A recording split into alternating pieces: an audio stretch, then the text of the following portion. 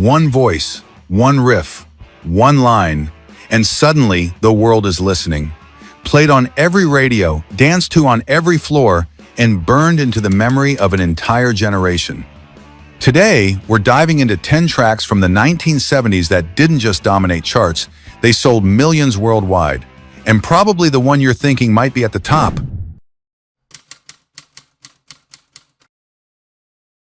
I got chills, they're multiplying. This electrifying duet from the film Grease took over the airwaves in 1978 and quickly exploded in popularity across the globe. John Travolta and Olivia Newton-John delivered a performance that was both theatrical and irresistibly catchy, propelling the track to massive success on radio and vinyl alike. The single sold over 6 million copies worldwide, making it one of the best-selling duets of all time. It topped the charts in countries like the United Kingdom, Australia, and the United States, and stayed on international charts for several weeks. Its upbeat tempo and playful energy captured the spirit of the late 70s pop scene. The song became synonymous with the Grease phenomenon, standing out even among other hits from the same film. Its success was driven by the chemistry between Travolta and Newton-John, both on screen and on record, which helped fuel record-breaking sales for both the movie soundtrack and the single itself.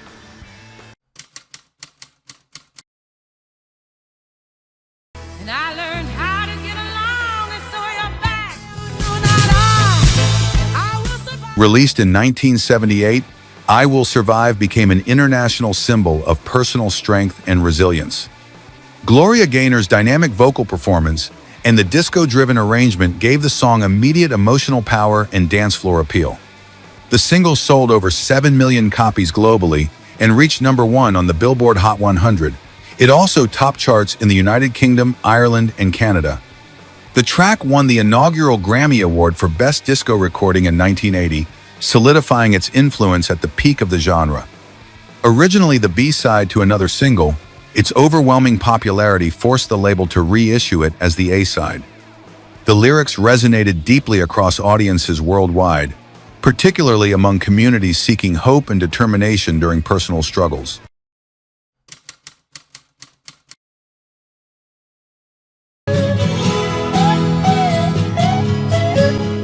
Something must be leaving. My Sweet Lord was George Harrison's first solo single to top the charts after the breakup of the Beatles. The song combined spiritual themes with pop rock sensibilities, setting it apart from other releases of the time and showcasing Harrison's signature blend of Eastern and Western musical influences. The single sold more than 6 million copies worldwide and became the first solo Beatles track to hit #1 on charts in both the United Kingdom and the United States. It also climbed to the top in several other countries, including Germany, Ireland, and Australia, cementing Harrison's solo success early on. Musically, the track was noted for its repeating mantras and layered production, creating a meditative yet accessible atmosphere. The slide guitar parts became iconic, and the song's fusion of devotion and melody resonated widely, with audiences seeking deeper meaning in popular music. Despite a long-running legal controversy over its similarity to another track, My Sweet Lord remains one of Harrison's most celebrated works. Quick thought, would My Sweet Lord have become such a timeless classic if someone else had recorded it? Share your take in the comments.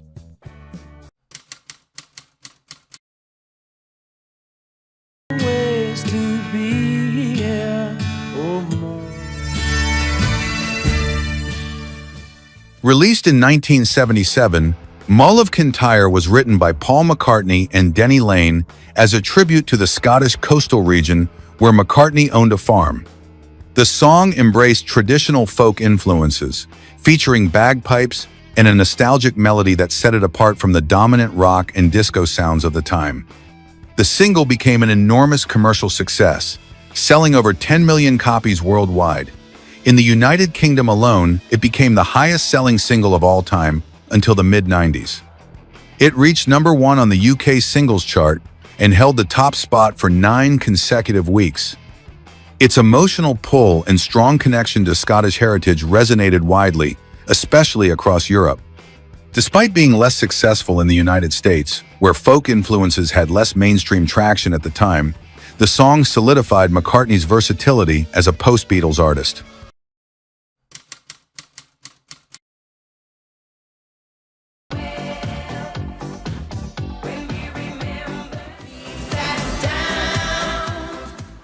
Rivers of Babylon was a standout hit by the Euro-Caribbean group Boney M.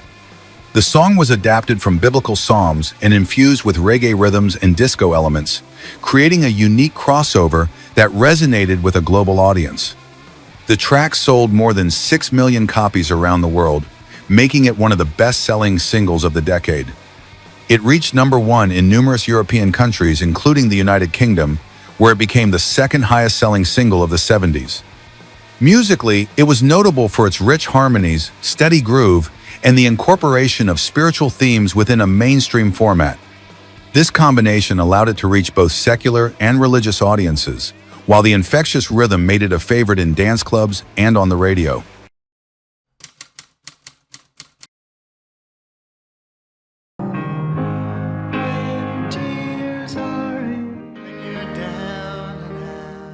Released in 1970, Bridge Over Troubled Water became the signature song of the American duo Simon and Garfunkel. Written by Paul Simon and sung primarily by Art Garfunkel, the ballad was marked by its grand arrangement, gospel influence, and emotionally powerful delivery. The single sold over 10 million copies globally and topped charts in more than 10 countries, including the United States, the United Kingdom, and Canada.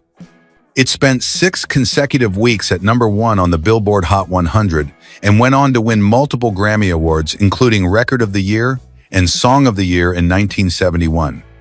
Its production featured a delicate piano introduction that built into a soaring orchestration, helping define it as one of the most musically ambitious tracks of the decade. The lyrics offered a message of comfort and support, striking a chord with listeners during a time of social change and uncertainty.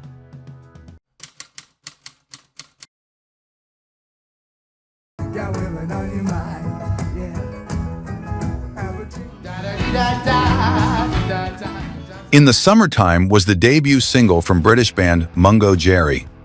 Written by lead singer Ray Dorset and released in 1970, the track became an instant hit thanks to its skiffle-influenced rhythm, carefree lyrics, and distinctive jug band feel. The song sold over 6 million copies worldwide, becoming one of the best-selling singles of the decade. It hit #1 in more than 10 countries, including the United Kingdom, France, and Australia, and reached the top 3 on the Billboard Hot 100 in the United States. Its success was partly driven by its release timing, hitting airwaves just as summer began across Europe and North America. With a sound that evoked beach days and laid-back afternoons, it became a seasonal staple, played on radio stations for decades to come.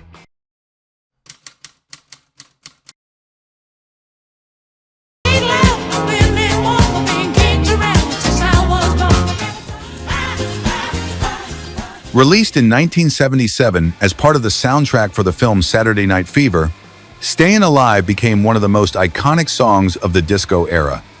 Performed by the Bee Gees, the track blended rhythmic drive with falsetto vocals, creating a sound that was both unique and instantly recognizable. The single sold over 10 million copies worldwide, dominating charts in countries such as the United States, where it held the #1 spot for 4 weeks. It also achieved high rankings in Canada, France, and the Netherlands, further cementing its global reach. The song's opening guitar riff and steady drum beat became symbolic of the disco movement.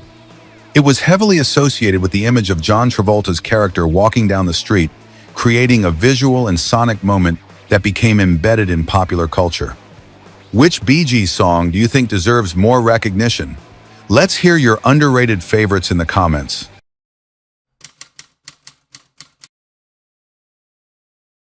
To the skies at sea. A theatrical blend of rock, ballad, and opera, Bohemian Rhapsody defied all conventions when Queen unleashed it in 1975.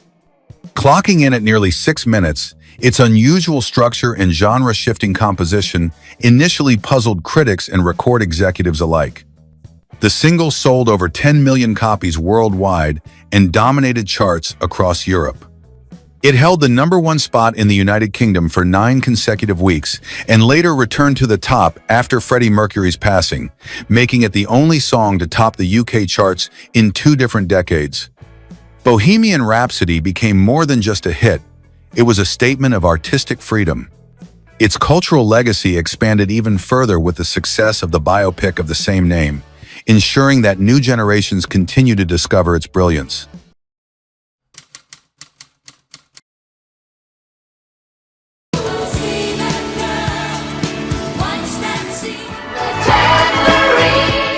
ABBA's global breakthrough came with a sparkling celebration of youth and dance, wrapped in lush harmonies and polished production.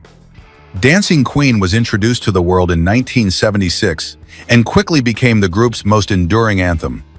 The single sold over 6 million copies across the globe, reaching #1 in more than a dozen countries, including the United States, the United Kingdom, and Australia. It remains the band's only #1 hit on the Billboard Hot 100, a rare feat for a non-American act at the time. Dancing Queen not only defined ABBA's career, but also became one of the quintessential songs of the disco era. Its status as a timeless party classic has made it a fixture at celebrations and a symbol of 70s pop brilliance. And there you have it, 10 iconic songs from the 1970s that didn't just top the charts, they sold millions and left a mark on music history. From anthems of empowerment to experimental masterpieces, these tracks shaped what pop, rock, disco, and ballads could be. Now we want to hear from you. Which of these tracks do you still have on your playlist? Or is there a song from the 70s you think deserved a spot on this list? Drop your thoughts in the comments. If you enjoyed this, hit that like button, subscribe, and turn on notifications so you don't miss what's coming next. We've got way more music stories headed your way.